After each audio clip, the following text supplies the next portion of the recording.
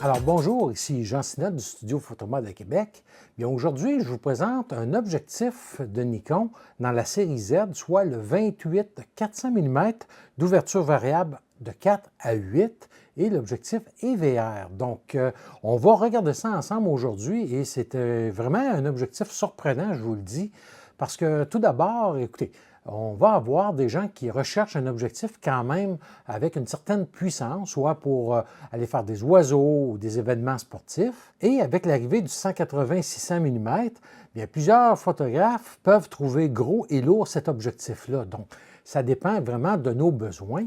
Et on a aussi le 100-400 mm de Nikon, toujours en monture Z, qui est excellent, mais qui est quand même plus coûteux à 3 649 $. Et voilà où que cet objectif-là, le 28-400, vient, on pourrait dire, s'intercaler entre ces deux objectifs-là pour offrir à quelqu'un qui veut avoir quand même une certaine puissance et aussi un poids vraiment très léger, un encombrement très petit, contrairement aux autres objectifs. Bien, vraiment, là, c'est un objectif qui en offre quand même beaucoup et le prix est vraiment très accessible également. Donc, grâce à la collaboration de L'Or Photo, bien, je suis en mesure d'avoir testé cet objectif-là et de venir, on va regarder beaucoup de photos que j'ai faites avec l'objectif. Donc, je me suis dit, je vais me mettre dans la peau de quelqu'un qui voyage et pour ce faire, qu'est-ce que j'ai fait? C'est j'ai utilisé le Z6 III. Donc, oui, j'ai toujours mon Z6 III qui est en test, si on veut, que je suis en train de tester et j'en ai profité avec cet objectif-là en plus pour l'utiliser, donc exclusivement. Et qu'est-ce que j'ai fait? C'est que je suis allé prendre des photos d'oiseaux, aussi de paysages et aussi de photos sportives. Donc, on va pouvoir regarder tous les résultats que j'ai obtenus. Là, vous allez voir vraiment différentes longueurs de focale. J'ai même des tests de netteté. Donc, on va pouvoir voir aussi qu'est-ce qu'il y en a exactement là, au point de vue de la netteté. Donc, on va regarder tous ces tests-là un petit peu plus loin. Maintenant, qu'est-ce qui est inclus avec l'objectif? Bien, comme tous les autres objectifs de chez Nikon, on va avoir les bouchons avant, bouchons arrière, on va avoir une petite pochette souple, mais aussi on va avoir le parasoleil. Donc vraiment, là, un plus à avoir parce que souvent, je vous le dis, les parasoleils de compagnie sont quand même très coûteux. Donc on peut se retrouver avec des parasoleils de 50-60 $ qui fait monter le coût d'achat. Il est inclus avec. Et en plus de ça, qu'est-ce qui est, parce qu'il est vraiment différent des autres parasoleils qu'on va voir, il est style rectangulaire, et on peut le monter directement par-dessus l'objectif lorsqu'on va le remiser. Donc, il est à baïonnette comme les autres, et on peut vraiment venir l'insérer par-dessus ici, puis venir le ranger dans notre sac photo de cette façon-là. Donc vraiment, encore là, un plus d'avoir le parasoleil de Nikon, donc vraiment une bonne chose. Et concernant les spécifications, bien, on va aller voir les ouvertures. Le petit tableau que je vous ai préparé ici, c'est pour vous indiquer que les ouvertures sont variables. Donc, ça veut dire qu'à 28 mm, l'ouverture maximum que je vais avoir, la plus grande ouverture, va être de f4, alors que l'ouverture la plus petite va être à f22. Et si on va au-delà de 200 mm et plus, bien à ce moment-là, l'ouverture minimale sera de f8 à f45 pour la plus petite ouverture. L'objectif est stabilisé, donc ça veut dire qu'il est VR, et lorsqu'on l'emploie, par exemple avec le Z50, que l'appareil n'a pas un capteur stabilisé, mais là, à ce moment-là, on va avoir une réduction de vibration de 5 stops, mais ça peut monter au-delà de ça lorsqu'on va l'utiliser avec des appareils dont le capteur est stabilisé, comme le Z6 III ou les autres appareils comme le Z8, le ZF, etc. Ensuite de ça, l'objectif est tropicalisé, donc vraiment protégé contre les poussières, contre les gouttelettes d'eau de l'extérieur, et va avoir un diaphragme de 9 lamelles. Et je vous mets ici un tableau indiquant les distances minimales à chaque longueur de focale. Donc, vous pourrez toujours revenir vous référer si vous voulez pour voir ces distances-là, mais c'est également disponible sur le site de Nikon Canada ou Nikon France. Et si on fait le tour de l'objectif, on va voir en un qu'on va avoir des filets pour des filtres de 77 mm. Donc, ça reste dans les grandeurs standards.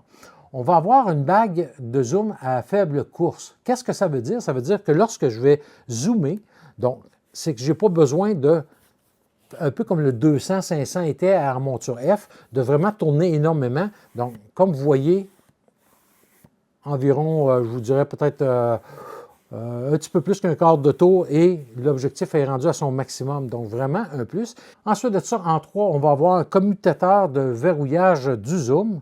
Donc, qu'est-ce que ça fait? C'est que ça empêche le zoom de, lorsqu'on se promène avec et que il est monté de même, on a d'accrocher et de donner des coups, que l'objectif puisse commencer à sortir comme ça ici avec le temps. Parce que là, présentement, il est quand même assez, je vous dirais, on a assez une bonne tension pour l'empêcher de sortir. Mais avec l'utilisation, ça peut venir qu'à se ramollir, si on veut, et la course peut faire en sorte que lorsqu'on le met comme ça ici dans le cou, avec notre caméra, que ça peut descendre. Donc, ce petit loquet-là va venir empêcher, lorsqu'on le transporte, de venir s'extensionner. Donc, vraiment une bonne chose d'avoir pensé à ça.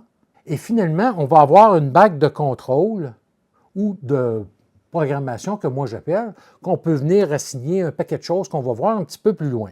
Concernant le prix, bien, on va le retrouver chez L'Art Photo à 1699 $. Donc, et je vous le dis, c'est un objectif qui commence à être découvert par plusieurs photographes et beaucoup sont en train de se l'acquérir pour surtout les voyages. Donc, même moi, j'ai resté surpris de voir la qualité d'image qu'on va voir tantôt. Donc, ça peut être de quoi de vraiment intéressant lorsqu'on veut partir léger ou, par exemple, si on veut partir avec 2-3 objectifs. Parce que, bon, si je pars avec, un exemple, mon 180-600 mm, bien, je vais voir que déjà en partant, ça va prendre beaucoup de poids. Souvent, on a des restrictions au niveau du poids. Et dans mon sac photo, bien aussi, il va occuper beaucoup plus de place, alors que celui-ci va être vraiment beaucoup plus petit et très léger. Donc, je peux ramener avec moi plusieurs autres objectifs. Et à ce sujet-là, bien, je vous mets ici justement les comparaisons. Donc, le 28-400 en premier à 725 grammes contre le 100-400 mm qu'on voit à 1435 grammes et le 180-600 qu'on voit là à 1955 grammes. Et regardez, je vous le montre ici, je l'ai le mien. Vous voyez quand même que c'est pas mal plus gros. Et juste pour vous montrer, si je rajoute mon 24-120, regardez. Donc, ça veut dire que ces deux objectifs-là vont prendre moins de place encore que celui-ci dans un sac photo. Et je vous le dis, au point de vue du poids, bien, ça se ressemble énormément. Au point de vue des prix, comme on voit, bien, quand même, le 28-400 mm à 1699 $, 2000 $ pratiquement de moins que le 100-400, qui, lui, bon, va aller moins large au niveau de sa plage de focale, donc commence à 100 mm, mais va avoir une ouverture de 5,6. Aussi, il ne faut pas oublier que le 100-400, c'est de série Line S. Donc, ça veut dire qu'on va avoir des traitements de multicouches ou des traitements des lentilles à l'intérieur de l'objectif qui sont supérieurs naturellement à cet objectif-là. Donc, c'est tout naturel au point de vue du prix. Et finalement, si on regarde avec le 180-600 mm, bien, on va avoir 2299 $ contre 1699 $. Donc, l'écart n'est pas aussi grand rendu dans ces deux longueurs de focale-là, mais ça sera vraiment pour des utilisations très spécifiques l'un et l'autre, et aussi, comme je reviens tout le temps, au point de vue portabilité, parce que c'est vraiment là qu'ils vont se distinguer les deux. Et de toute façon, je vous réserve des tests du 180-600 mm avec le Z6 III dans la prochaine capsule sur le Z6 III. Donc, ça va être des choses aussi à découvrir.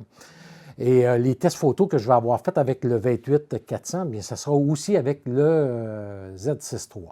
Et la dernière chose que je voulais vous partager, c'est lorsque je l'ai pris, comme je vous disais tantôt, l'espèce de combo que je me suis retrouvé, j'ai dit, c'est vraiment léger. Et là, j'ai dit, je vais aller le comparer pour le fun avec mon Z9. Donc, comme on voit à l'écran, on voit que le poids du Z9 sans objectif, bien, on se rapproche là, quasiment pareil que le combo du 28-400 mm avec le Z6 III. Donc, vraiment, là, on reste surpris lorsqu'on prend ça en main. Moi, en tout cas, ça a été la première chose qui m'a sauté aux yeux. Et la deuxième des choses, ça a été vraiment la qualité optique quand même pour ce genre d'objectif-là. Un petit truc également, parce que le VR qu'on peut engager lorsqu'on a une stabilisation dans l'appareil photo, Bien, on va voir, comme ici à l'écran, on peut avoir deux types de VR. On va avoir le VR à on et on va avoir le VR sport. Donc, juste pour vous illustrer là, quel type de VR qu'on doit utiliser, bien, le VR on, dites-vous, c'est le VR normal, qu'on appelait autrefois normal. C'est vraiment lorsque je veux éliminer mon bouger à moi et que je photographie un sujet qui est immobile. Donc, exemple, je suis en voyage ou j'ai un oiseau qui ne bouge pas, qui est sur une branche, mais moi, je suis à main levée et je veux éliminer mon mouvement à moi. Ou si, exemple, je suis dans un bateau ou dans un auto, que je veux éliminer le mouvement du véhicule, bien à ce moment-là, on va le mettre sur le on, si on veut, le normal, pour vraiment éliminer ses propres mouvements. En VR Sport, là, c'est tout le contraire. C'est que là, je veux vraiment suivre un sujet et je ne veux pas que le VR travaille contre moi. Donc, en suivant le sujet, que je prends des photos, le VR, lui, va demeurer à l'endroit que je suis rendu, alors que le VR normal, lui, il fait comme revenir au centre. Donc, des fois, on prend une photo en VR normal, puis bon, on était rendu un petit peu décentré, puis après ça fait comme l'image vient de décentrer. C'est tout simplement que le VR se replace. Donc, aussitôt qu'on photographie un sujet qui est le moindrement en mouvement, on va sur le VR Sport. Comme je vous disais, on a une bague de contrôle ou de programmation qu'on peut personnaliser. Et là, comme on voit sur la photo suivante, bien moi, je vous donne deux façons que j'ai découvert en utilisant cet objectif-là. Premièrement, comme on voit, la bague de programmation, on voit dans le menu F2, soit d'un Z6 III ou d'un Z8, d'un Z9. Et on va voir que sur la petite imagette du haut, on va avoir la sensibilité. Donc, normalement, qu'est-ce que je fais?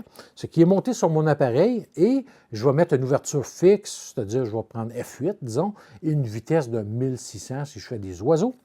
Et je vais jouer avec ma bague de programmation ici pour ajuster mon ISO selon le type d'environnement dans lequel je suis. Donc ça va bien tant et aussi longtemps que je n'ai pas de grands changements de luminosité. Donc, par exemple, si je prends un oiseau qui est à l'ombre et qui part s'en va au soleil, je n'aurai pas le temps de faire mes réglages. Donc, qu'est-ce que je fais à ce moment-là, à la place? C'est que je vais mettre mes ISO en automatique.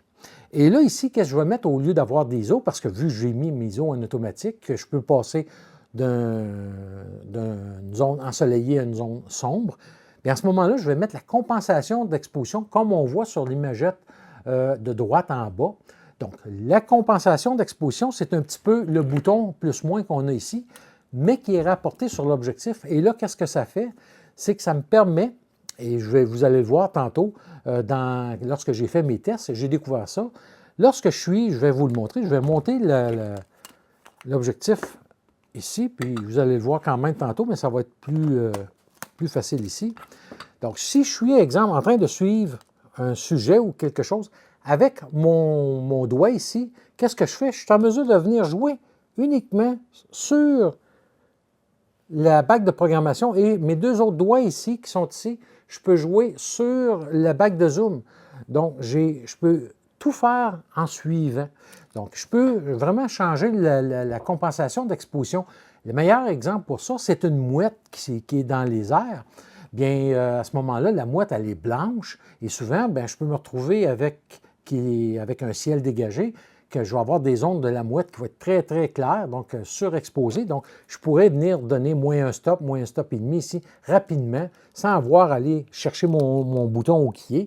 Et je vois instantanément le résultat dans le viseur. Donc, vraiment fameux, je vous le dis, moi, de programmer cette bague de fonctions-là, de ces façons-là, selon le type de sujet que vous allez faire, c'est vraiment un plus. Maintenant, qu'est-ce qu'on va faire? On va aller à l'extérieur. Comme d'habitude, j'ai sorti mes têtes de mannequin, mais là, vu que à 400 mm, ma maison n'est pas assez grande pour faire les tests, je suis allé à l'extérieur, j'ai sorti ma table au soleil et bon, c'est sûr que j'ai les yeux qui sont un peu dans l'ombre et vous allez voir quand même, on va être en mesure de voir les tests que j'ai effectués.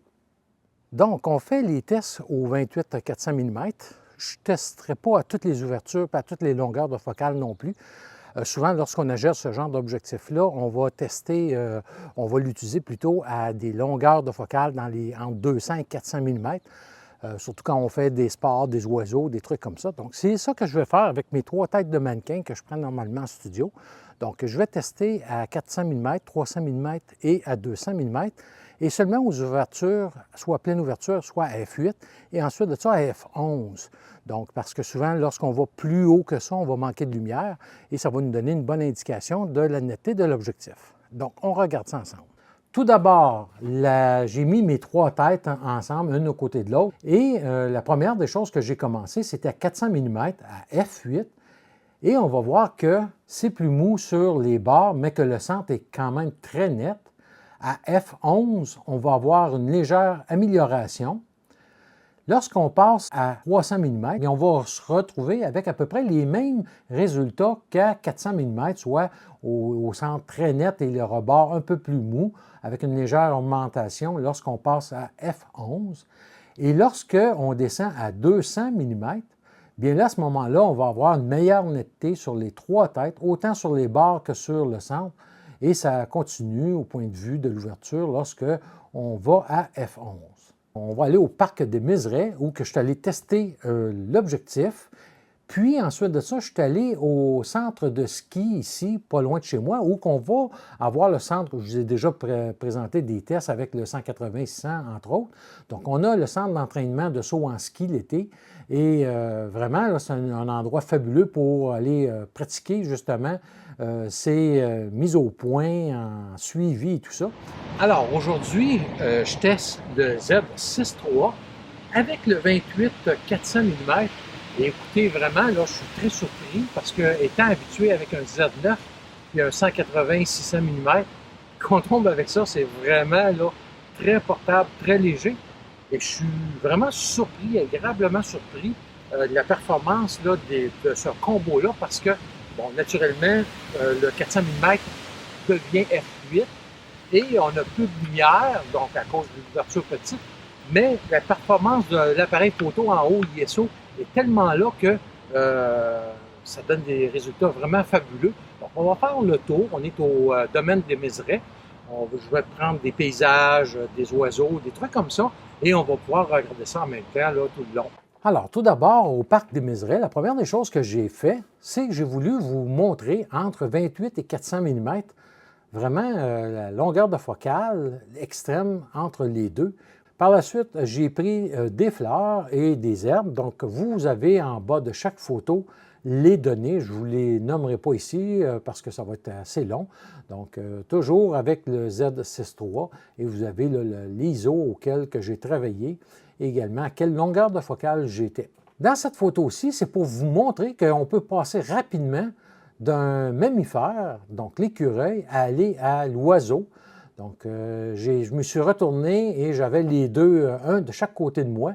Et vraiment, là, on peut voir là, que c'est quand même très net. Et ici, on voit que la mouette est partie en vol. Donc, j'ai pris les photos. Ici, regardez, j'ai une libellule que j'ai prise en photo à pleine ouverture. On voit là, que je suis à 450 ISO, à 270 mm. Et vraiment, là, c'est très net. Je vous le dis, j'ai resté très surpris moi-même. Vraiment excellent comme résultat.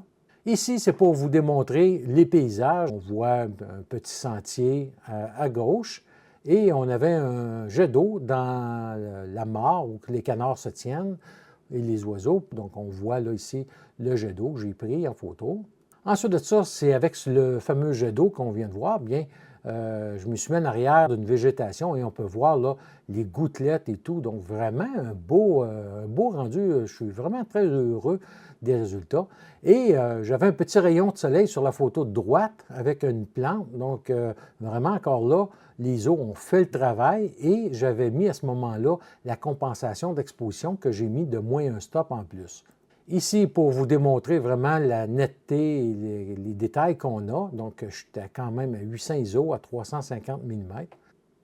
Toujours le canard qui se faisait aller dans la mare d'eau avec le jet d'eau. Donc, c'est pour vous montrer ici que l'autofocus du Z6 III bien, reste quand même collé à l'oiseau malgré les branches en avant. Ici, je vous mets une photo agrandie à 200 %. On voit en vignette en haut à gauche l'image dans sa totalité et agrandi à 200% à 640 ISO. Et je vous le dis, toutes les photos que vous voyez, ils n'ont eu aucun traitement à part que celui dans l'appareil photo. Donc, mes ISO, le bruit est normal et j'ai tiré ces photos-là de Nikon NX Studio. Ici, c'est pour vous montrer que le Z6 III bien, est en mesure de suivre l'oiseau, même sur les rebords du viseur. Donc, vous voyez, même avec cet objectif-là, ça a très bien fonctionné. Encore ici, des images avec de la végétation. Donc, vraiment, là, on voit la netteté est au rendez-vous. Encore ici, pour vous démontrer comment on peut passer rapidement d'un oiseau avec un mammifère. Donc, j'étais en train de photographier le canard que vous voyez en haut à gauche et soudainement, un siffleux est sorti de nulle part et bon, il était très rapide, donc s'est enfui et j'ai eu le temps de prendre ces deux photos-là et les yeux ont été reconnus immédiatement là, par l'appareil photo. Un petit truc en passant aussi, lorsque vous allez utiliser le 28-400 et le Z6 III, qu'est-ce qui fonctionne bien pour la détection des œufs des oiseaux? C'est vraiment d'aller sélectionner le mode automatique des animaux, parce que si on le laisse en automatique avec les visages humains et animaux, ça fonctionne moins bien. Donc, un petit truc. Encore de la végétation et la photo de droite, vraiment, c'était une feuille qui était au soleil et en arrière, une autre petite plante. Donc, vraiment, j'ai trouvé intéressant la composition de cette photo-là. Encore ici, un paysage et des gouttelettes d'eau pour vous démontrer là, quand même la netteté de l'objectif.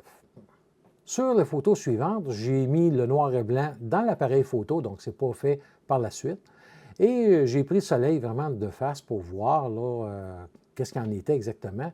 Et on peut voir où la petite flèche sur la photo de gauche, qu'est-ce que j'ai eu comme flair dans la photo. Et c'est facilement quand même corrigeable assez rapidement. Donc quand même, je vous dirais très raisonnable là, comme comportement optique. Encore ici, avec le canard agrandi à 200% et à 1000 ISO, aucun débruiteur, et c'est pour vous montrer la netteté quand même. Et ici, c'est un oiseau qui était complètement là, caché dans les arbres à 9000 ISO, donc 1/400e de seconde à 400 mm.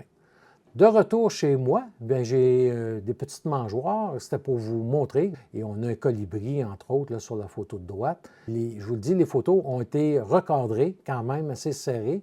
Donc, vraiment, là, très bon résultat. Et lorsque je faisais les oiseaux, on avait un ciel vraiment là, comme avec des vagues de nuages, que j'appelle. Et j'ai tout de suite mis en noir et blanc avec la clarté un peu plus augmenté pour donner du contraste dynamique sur la photo de gauche qu'on voit le résultat. Et sur la photo de droite, c'est lorsque je suis allé prendre une autre randonnée pour prendre un bâtiment. Maintenant, je vous emmène au centre Acrobatics ici au lac Beauport où on a là, le centre d'entraînement de saut en ski.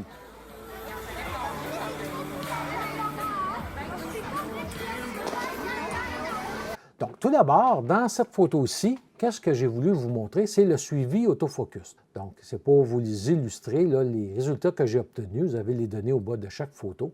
Et on voit ici, agrandi à 100% la photo. Donc, quand même, on a un très beau piqué de l'objectif malgré tout. Et on voit ici encore sur la photo suivante. Et là, j'ai fait exprès on voit que le skieur est vraiment petit dans l'image. Donc, le visage a été détecté et on peut voir même les gouttelettes d'eau. L'autofocus va quand même très bien avec l'objectif. Et dans cette séquence-ci, c'est pour vous illustrer que lorsqu'on perd l'autofocus, parce que je me suis aperçu qu'on va avoir un suivi un petit peu moins efficace qu'avec le 180-600 mm. Et si je perds mon sujet, comme sur la photo de gauche, bien, qu'est-ce que j'ai fait? C'est tout de suite, j'ai relâché le déclencheur pour reprendre immédiatement. Et à ce moment-là, il venait tout de suite rechercher le skieur et le garder jusqu'à sa tombée dans la piscine. Donc, vraiment excellent. Un autre effet extrême ici, la même chose. Donc, j'ai mon skieur qui sautait au début. Là, je voyais directement que c'était hors focus. Bon, et qu'est-ce que j'ai fait? Encore une fois, j'ai relâché mon déclencheur et j'ai été à priorité au visage humain là, en plus. Donc, je n'ai vraiment pas donné de chance. Et tout de suite, en repesant à nouveau sur le déclencheur, bien, il était en mesure de suivre le skieur jusque dans son atterrissage dans la piscine. Même chose ici, on peut voir lorsque l'athlète arrive dans la piscine, bien qu'on va conserver le visage malgré l'éclaboussure, puis la présence d'un petit poteau en avant-plan. Donc, vraiment un très bon suivi. Encore ici, pour vous démontrer, agrandi à 100 %. Donc, on a vraiment là un très bon suivi autofocus. Et même chose ici, regardez la netteté quand même pour cet objectif-là, agrandi à 100 %. On voit les gouttelettes d'eau parce que sur le casque de l'athlète, qu'est-ce qui se passe à ce moment-là? C'est que lorsque l'athlète tombe dans l'eau, bien, naturellement, il y a un freinage rapide et les gouttelettes d'eau accumulées dans le casque par les autres sauts antérieurs, bien, vont venir se détacher du casque à cause du frein subi. Et on voit ça, là, donc ces détails-là, donc vraiment là, très, très bien. Ici encore là, pour vous montrer le suivi de l'autofocus, j'ai essayé avec la zone large qu'on appelle, donc une zone restreinte. J'ai essayé aussi en automatique, sans détection, et ça fonctionnait quand même très, très bien. Encore ici, des photos en action.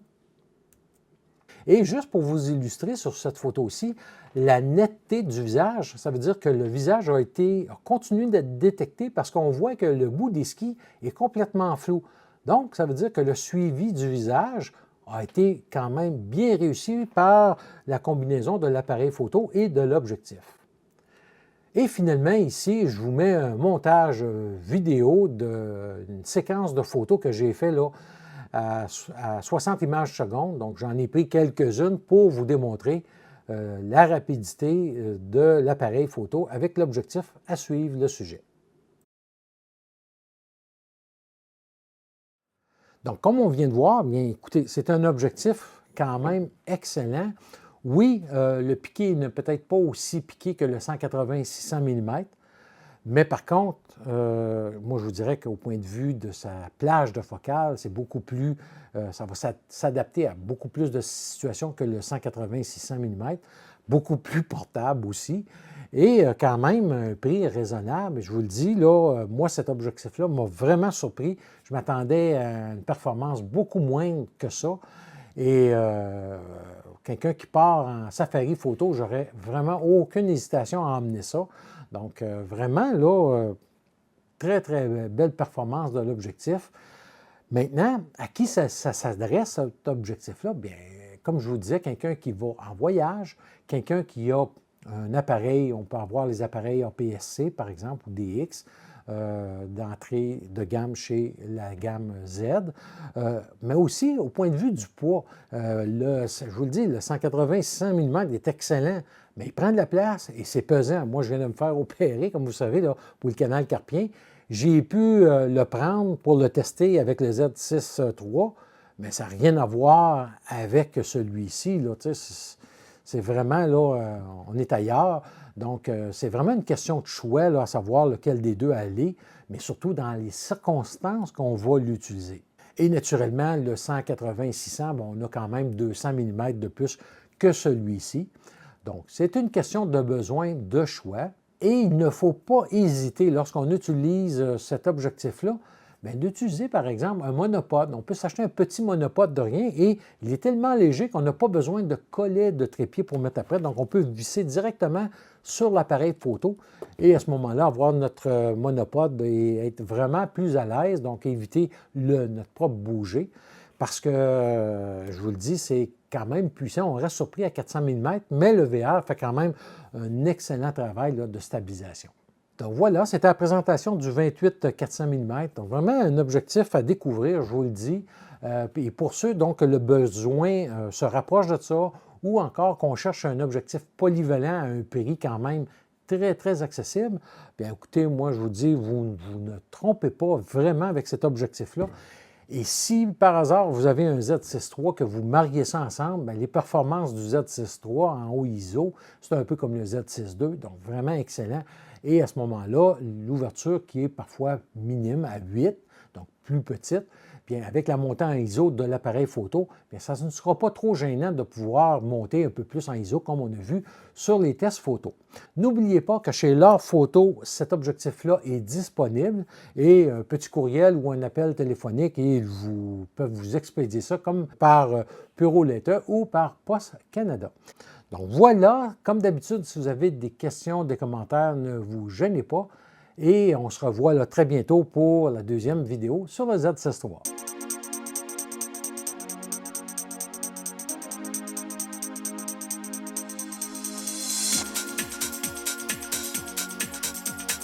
Ooh, ooh, ooh.